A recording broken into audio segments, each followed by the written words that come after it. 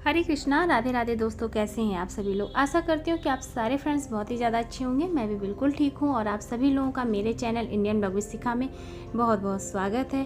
So friends, आज गुरुवार है और मैं अभी सुबह की पूजा कर रही हूँ अपने मंदिर में और यहाँ पर अभी होने जा रहा है ठाकुर जी का स्नान श्रृंगार। सो मुझे लगा क्यों ना आप सभी लोग के साथ शेयर करूँ कि जो है नित्य प्रतिदिन मैं अपने मंदिर में किस प्रकार से ठाकुर जी का स्नान और श्रृंगार करती हूँ। सो आप इस तरह से एकादशी के भी दिन कर सकते हैं और आप बृहस्पतिवार के दिन या कभी विशेष पर्व पे भी इस तरह से आप पूजा अर्चना कर सकते हैं। और प्रतिदिन इसी तरह से ठाकुर जी की जो है स्नान श्रृंगार पूजा की जाती है। बहुत ही सरल विधि के द्वारा मैंने आप सभी लोग के साथ शेयर किया है। सो वीडियो पसंद आए तो प्लीज़ वीडियो को लाइक कीजिएगा, ज़्यादा से ज़्यादा शेयर कीजिएगा और चैनल पे पहली बार आए हैं तो मेरे चैनल को भी सब्सक्राइब कीजिएगा, इंस्टाग्राम पे भी फॉलो करिए। तो बस यहाँ पर देखिए हमारे ठाकुर जी का यहाँ पर जो है श्रृंगार स्नान हो चुका है और अब मैं आप सभी लोग के साथ शेयर करने जा रही हूँ कि इनका स्नान और श्रृंगार किस प्रकार से मैं अपने मंदिर में करती हूँ। पूजा प्रारंभ करने से पहले हम आचमनी करेंगे, इसके बाद दीपक प्रज्वलित करेंगे, जैसा कि मैंने आप लोगों के साथ पिछले वीडियो में भी शेयर किया है। धूप दीप की पूजा करने के बाद तब हम अपने मंदिर में अपनी पूजा प्रारंभ करते हैं। जैसा कि आप सभी जानते हैं, सभी देवी देवताओं की जब हम पूजा अर्चना करते हैं उससे पहले हम दीपक प्रज्वलित करते हैं। इसके बाद फिर हमारे श्री गणेश जी का स्नान होता है, श्रृंगार होता है, इनकी पूजा होती है सर्वप्रथम। इसके बाद फिर हम जो भी अपने देवी देवताओं की पूजा करते हैं या जिनका भी स्नान करते हैं वो प्रारंभ करते हैं। तो अब यहाँ पर हमारे ठाकुर जी का स्नान होने जा रहा है। इसके लिए देखिए मैंने यहाँ पर एक कांसे की थाली ली है और इसी में मैं अपने सभी देवी देवताओं का स्नान कराती हूँ। और वैसे तो मैं हमेशा ज़्यादातर होता है कि बाल गोपाल भी साथ में ही स्नान करते हैं ठाकुर जी के। सो उनका स्नान आज पहले ही हो चुका है और आज मैं आप सभी लोग के साथ शेयर कर रही हूँ केवल ठाकुर जी का स्नान, कि किस प्रकार से आप इनका प्रतिदिन स्नान करा सकते हैं, इनका श्रृंगार करा सकते हैं। सो पहले हम जल में जो है जल से इनका स्नान कराएंगे। थोड़ा सा मैंने पुष्प का आसन दिया है और साथ में तुलसी पत्र मैंने रखा है, क्योंकि इनकी पूजा में विशेष तुलसी पत्र का होना आवश्यक होता है। सो जल पहले मैं जल से यहाँ पे स्नान करा रही हूँ और आप यहाँ पर जल में पुष्प वगैरह डाल के भी स्नान करा सकते हैं। तुलसी का पत्र हो गया, इत्र हो गई, और आप इसमें जो है जो भी चीज़ें आप डालना चाहते हैं वो आप जल में डालें। इसके बाद फिर आप पंचामृत से स्नान करा सकते हैं। मैं यहाँ पर केवल कच्चे दूध से स्नान करा रही हूँ, गाय के कच्चे दूध से स्नान करा रही हूँ। अगर आप हो सके पंचामृत की व्यवस्था हो जाए तो पंचामृत से स्नान करा सकते हैं, विशेष किसी पर्व पर, जैसे कि एकादशी हो या बृहस्पतिवार हो या कोई विशेष दिन हो। वैसे मैं केवल जो है इनको बृहस्पतिवार के दिन इस तरह से दूध से स्नान करा देती हूँ या एकादशी के दिन पंचामृत से स्नान कराती हूँ और प्रतिदिन मैं केवल जल से स्नान कराती हूँ। सो इस तरह से दूध से स्नान कराने के बाद जो भी यहाँ पर चंदन वगैरह लगा है वो सब हम अच्छे से जो है साफ़ करेंगे, क्योंकि चंदन का श्रृंगार होता है इनका। और मैं बहुत दिनों से इनका जो है श्रृंगार सोच रही हूँ कि परमानेंट कर दूँ, लेकिन अब इनके अभाव, जैसा कि जब ये कराना चाहेंगे तभी इनका श्रृंगार होगा। बहुत जब से ये आए तब से मैं बहुत दिन से इनका सोच रही हूँ, लेकिन हो नहीं पा रहा है, क्योंकि हो सकता है इन्हें चंदन श्रृंगार ही पसंद हो। तो बस मैंने इस तरह से दुकान से एक जो है आँख मिलती है वो मैं ले आकर लगा दी हूँ और इनका जो है श्रृंगार हस्बैंड ही कराते हैं, इनकी पूजा भी हस्बैंड ही करते हैं। सो आप देख सकते हैं यहाँ पर हस्बैंड पूजा कर रहे हैं और बस इस जल को हम माथे पर लगा लेंगे, पंचामृत स्वरूप लेंगे और हो सके तो जो भी बचे आप उसे पेड़ पौधे में डालें। तो बस इस तरह से देखिए इनको मैं यहाँ पर आसन दे रही हूँ। अच्छे से सूखे से टॉवल से पोंछ लेना है हमें। ये आसन भी मैंने खुद से तैयार किया है इनके लिए, अगर आप कहेंगे तो मैं इसके लिए भी वीडियो तैयार कर दूंगी। इस तरह से आसन बनाने पे जो है हमारे शालिग्राम जी जो है ठाकुर जी बहुत ही आराम से विराजमान हो जाते हैं। नहीं तो दिक्कत हो जाती है, जब आप इन्हें रखेंगे तो ये इधर उधर लुढ़क जाएंगे। तो इस तरह के आसन बना के जब आप इन्हें विराजमान करते हैं तो बहुत ही आसानी से इस पर विराजित हो जाते हैं। सो अब हम यहाँ पर पोंछने के बाद इनको जो है इत्र की मालिश करेंगे। देखिए इस इत्र की सेवा देना बहुत ही विशेष होता है।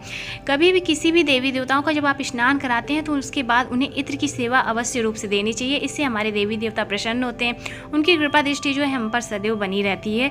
तो इस बात का विशेष ध्यान रखें और पूजा अर्चना जब भी हम करें पूरे भाव और अच्छे से खुशी मन से करना चाहिए। और बस इस तरह से देखिए इनका जो है इत्र की सेवा हो जाने के बाद वस्त्र रूप यहाँ पर मौली अर्पित कर रहे हैं और इसके बाद चंदन से इनका श्रृंगार जो है हस्बैंड करते हैं। और देखिए कब ये चाहते हैं, जब ये चाहेंगे तभी इनका परमानेंट श्रृंगार मैं करूँगी। सो हो सकेगा तो वो वीडियो भी मैं आप लोग के साथ शेयर करूँगी, क्योंकि मैंने अपने लड्डू गोपाल का भी मैंने खुद से जो है श्रृंगार किया है। सभी देवी देवताओं का मैं खुद से परमानेंट श्रृंगार करती हूँ और बस इनका जो है अभी नहीं हुआ है। तो देखिए कब ये करवाते हैं, क्योंकि हो सकता है इन्हें नहीं करवाना है, चंदन श्रृंगार करवाना पसंद करते हैं इसलिए नहीं करवा रहे हैं। सो बस इस तरह से देखिए हस्बैंड जो है अपनी कलाकृति से इनका श्रृंगार करते हैं, प्रतिदिन इनको नया नया रूप देते हैं। तो बस आज इनका कुछ विशेष इस प्रकार से चंदन श्रृंगार हुआ है और रोली कुमकुम के साथ इस तरह से इनका श्रृंगार हो गया है। सो अब इनके ऊपर तुलसी की माला पहनाएंगे, क्योंकि तुलसी की माला जब हम पहना देते हैं तो अगर आपके पास मान लीजिए तुलसी पत्र ना हो तो माला आप रख सकते हैं इस तरह से। तो मैंने तुलसी की माला इस प्रकार से हमेशा पहना के रखती हूँ। इसके बाद हम तुलसी दल चढ़ाएंगे। जब एक पत्ते में 3-4 तुलसी का जो ऊपर का हिस्सा होता है जिसपे मंजरी भी होती है, उसे जब आप चढ़ाते हैं तो उसका विशेष लाभ होता है। तो इस प्रकार से जो है आप तुलसी का जो है दल चढ़ाया करें। पत्र भी आप चढ़ा सकते हैं, देखिए इस तरह से आप पत्ते भी चढ़ा सकते हैं, और हो सके तो ऊपर की जो मंजरी सहित होती है उसे आप चढ़ाएं तो बहुत ही अच्छा होता है। और प्रभु को तुलसी पत्र बहुत ही प्रिय है। इनकी पूजा में सबसे ज़्यादा प्रिय होता है इनका तुलसी पत्र। आप इन्हीं के भोग में और इनकी जो है स्नान में, श्रृंगार में हमेशा तुलसी पत्र से ही इनका श्रृंगार करें। बृहस्पतिवार के दिन या एकादशी के दिन आप 11, 21 जैसा भी हो तुलसी का पत्र इनके ऊपर आप भेंट कर सकते हैं। 108 तुलसी पत्र चढ़ा सकते हैं, तुलसी की माला इन्हें पहना सकते हैं बना के। ये आपके ऊपर निर्भर करता है कि आप इनका जो है तुलसी पत्र से किस प्रकार से सेवा कर सकते हैं। मैं ये जो है नित्य प्रतिदिन की पूजा बता रही हूँ कि मैं जो है रोज़ इनका किस प्रकार से पूजा करती हूँ, वो मैं आप लोग के साथ शेयर कर रही हूँ। सो आज बृहस्पतिवार है, मैंने इन्हें माला भी अर्पित की है फूल की। और अगर आपके पास माला या नहीं है ज़्यादा पुष्प तो आप केवल पुष्प भी इनको चढ़ा सकते हैं। गुलाब के पुष्प से जो है इनका श्रृंगार हो रहा है, बहुत ही सुंदर लग रहे हैं हमारे ठाकुर जी महाराज। देखिए तो बस इनका श्रृंगार हो गया, बहुत ही आसानी से इनका श्रृंगार हो जाता है। और यहाँ पर आप देख सकते हैं कि इनका जब श्रृंगार स्नान हो गया है तो अब हम जो है इनको भोग अर्पित करेंगे। और मिश्री का भोग इनके लिए अति प्रिय है, तो इनको मिश्री का भोग हम जरूर से चढ़ाएंगे। और इसके बाद जो भी फल हो, दूध है, सुबह का समय है, मैं दूध और फल का भोग लगाती हूँ। सो वही मैंने यहाँ पर जो है फल का भोग और दूध का भोग मैं लगा रही हूँ। और यहीं पर मैं मंदिर में ही लगा रही हूँ। यहीं पर मेरे बाल गोपाल जी, ठाकुर जी महाराज और सभी देवी देवता यहीं पर विराजमान हैं, तो मैं एक ही जगह इस तरह से भोग लगाती हूँ। सो इस प्रकार से आप देख सकते हैं हमारे ठाकुर जी का जो है भोग प्रसाद भी रख गया है। और यहाँ पर हम जो है जल प्रभु को अर्पित करेंगे, जल चढ़ाएंगे। इस तरह से देखिए जल का भोग लगाएंगे। और जल जरूर से, गर्मी का समय है, जल हमेशा आप जो है बीच बीच में प्रभु को जो है इस तरह से देते रहें। तो यहाँ पर आप देखिए जल जो है हमने रख दिया है इस प्रकार से। और अब हम आचमनी करेंगे 5 बार, 3 बार, जितनी बार आप आचमनी कर सकते हैं। जैसे कि 3 बार और 5 बार आचमनी की जाती है। सो यहाँ पर देखिए इस तरह से आचमनी करेंगे। और इसके बाद फिर हम करेंगे आरती की तैयारी। और बहुत ही सरलता के साथ देखिए ठाकुर जी महाराज की पूजा अर्चना हो जाती है। और इस प्रकार से आप पूजा कर सकते हैं। सो बस यहाँ पर भोग में मैंने देखिए आम और दूध और मिश्री का भोग लगाया। आप सभी लोगों को लग रहा होगा कि मैंने आम को यहाँ पर काट के क्यों चढ़ाया है। सो फल को काट के कभी नहीं चढ़ाया जाता, ऐसा सभी लोग हमेशा कहते हैं। लेकिन यहाँ पर जो है हमारे ठाकुर जी भी विराजमान है, हमारे यहाँ बाल गोपाल भी देखिए विराजमान है। बाल गोपाल को जब हम भोग लगाते हैं तो हमेशा फल को काट के चढ़ाते हैं। और जब हम बड़े प्रभु लोग को भोग लगाते हैं तो यहाँ पर देखिए मंदिर में मैंने जो है खड़े आम को इस तरह से रखा है। तो यहाँ पर मैंने आम को काट के नहीं चढ़ाया फल को।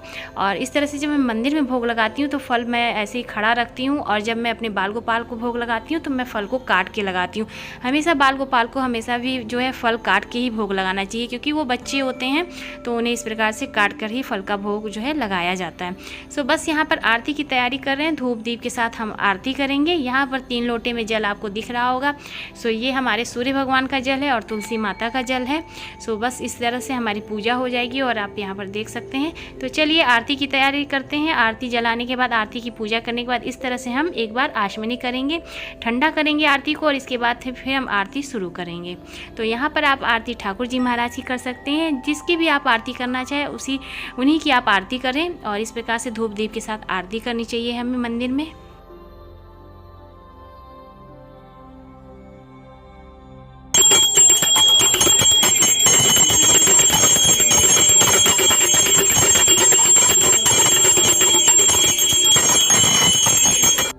और यहाँ पर आप देख सकते हैं कि आरती हमारी हो चुकी है। और इस तरह से आप देख सकते हैं यहाँ पर भोग प्रसाद रखा हुआ है हमारे प्रभु का। और यहाँ पर आ जाते हैं तो हमारे ठाकुर जी के दर्शन करें। यहाँ पर देखिए तुलसी माता विराजमान है। कहा जाता है कि ठाकुर जी महाराज को हमेशा तुलसी के पास ही रखना चाहिए, तुलसी के गमले में रखना चाहिए। लेकिन हमारी जो तुलसी माता है वो छत पर रहती हैं और छत पर जो है बंदर वगैरह भी आते हैं। सो हम वहाँ पर नहीं रखना अच्छा समझते हैं। हमको नहीं अच्छा लगता कि धूप में हमारे प्रभु रहें। और आप जानते हैं कि तुलसी का जब भी पौधा लगाते हैं तो धूप में ही ज़्यादा अच्छे से तुलसी जी रहती हैं, छाँव में उनका अच्छे से नहीं देख रेख हो पाता है। तो बस इस तरह से जो है मैं अपने मंदिर में तुलसी का पत्र जो है ले आकर रख लेती हूँ। और वैसे भी एकादशी है और 24 तारीख की एकादशी है, तो फिर हमें जो है एक दिन पहले इस तरह से तुलसी पत्र रख लेना चाहिए। और इस तरह से ये रहती हैं। और एकादशी और द्वादशी के दिन तुलसी पत्र नहीं तोड़ा जाता, तो इस तरह से आप जो है एक दिन पहले इकट्ठा करके रख सकते हैं अपने मंदिर में। और यहाँ पर देखिए मैंने अपने जो है ठाकुर जी महाराज के पास इस तरह से तुलसी का जो है आप पौधा देखिए तो तो लगा दिया है मैंने। और बस इसी तरह से हमारे शालिग्राम जी का पूजा अर्चना होता है। सो प्रतिदिन इसी तरह से होता है। अगर आप चाहें तो एकादशी के दिन विशेष रूप से इनकी जो है पंचमी से स्नान श्रृंगार कर सकते हैं, पूजा कर सकते हैं। सो बस इस तरह से आप अपने चाहे तो मंदिर में प्रतिदिन ठाकुर जी महाराज का स्नान श्रृंगार पूजा अर्चना कर सकते हैं। उम्मीद करती हूँ कि आप सभी लोगों को मेरी आज की ये पूजा पसंद आई होगी। तो प्लीज़ वीडियो को लाइक कीजिएगा, ज़्यादा से ज़्यादा शेयर कीजिएगा और चैनल पर मेरे पहली बार आए हैं तो मेरे चैनल को भी सब्सक्राइब कीजिएगा। मैं मिलूंगी आपको अपने नेक्स्ट वीडियो में, तब तक के लिए हरे कृष्णा, राधे राधे।